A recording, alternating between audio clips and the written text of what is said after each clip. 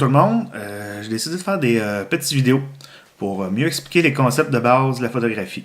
Donc, les techniques de base, l'ouverture, la vitesse, l'ISO, le white balance.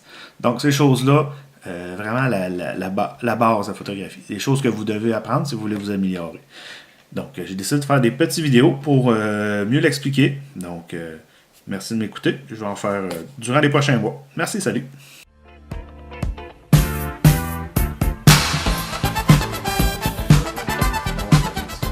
Donc, c'est ça qu'il faut retenir. Il y a 3 paramètres de base importants en photographie. Donc, l'ouverture. Quand je parle d'ouverture, c'est que vous êtes conscient que quand on prend une photo, c'est la lumière qui arrive et qui rentre dans l'appareil, dans la lentille, qui vient s'imprimer sur une puce sensible dans le fond de l'appareil. Donc,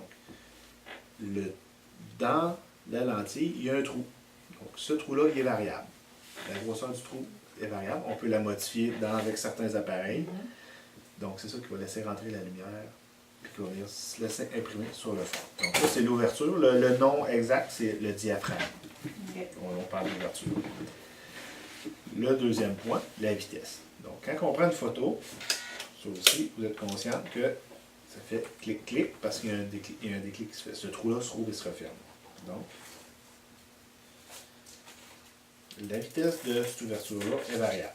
Ça peut aller de 30 secondes à 8 millième de seconde qui est très très rapide. Donc une fraction de 8 millièmes d'une seconde. Donc c'est très très rapide. Donc juste pour vous donner une idée, mettons là je le mets à très long parce qu'en photographie, très long. 4 secondes c'est très long.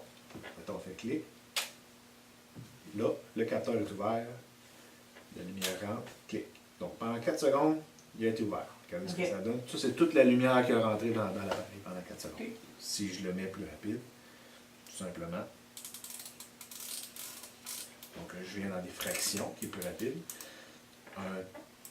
1/250e. C'est instantané. OK. Oh boy. Donc là, c'est pas la même chose. Ici, si je vais dans l'autre sens, et je continue d'aller plus rapide, là, à 1/8 millième, là, il n'y a pas beaucoup de lumière qui a le temps de rentrer dans mon appareil. Sûrement beau. Fait clic. C'est noir. OK. Fait que là, il n'y a pas eu assez de lumière. Il n'y a pas assez de lumière ambiante ici pour, si on veut, éclairer la chose. Donc, ça va pour vous parler de la vitesse. On va en reparler tantôt. Troisième point, la sensibilité ISO. Donc ça, quand on achetait des appareils avec lentilles dans le temps, on choisissait ça au départ. Mettons, on achetait 200 ISO, 400 ISO. Donc, c'est à ce moment-là qu'on choisissait. Plus qu'on choisissait un ISO élevé, plus que c'était pour un environnement qui allait être sombre.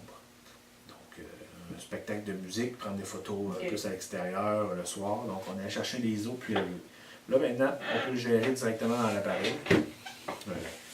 Ça dépend des endroits, mais on vient sur ISO, puis on peut venir choisir le ISO qu'on veut. Donc, de 100 à... Ça dépend des appareils, là, mais jusqu'à 6400. Sinon, on le laisse à auto, c'est l'appareil qui choisit. Mais on peut les modifier. Donc ça, c'est le fameux triangle d'exposition de base qu'il faut retenir.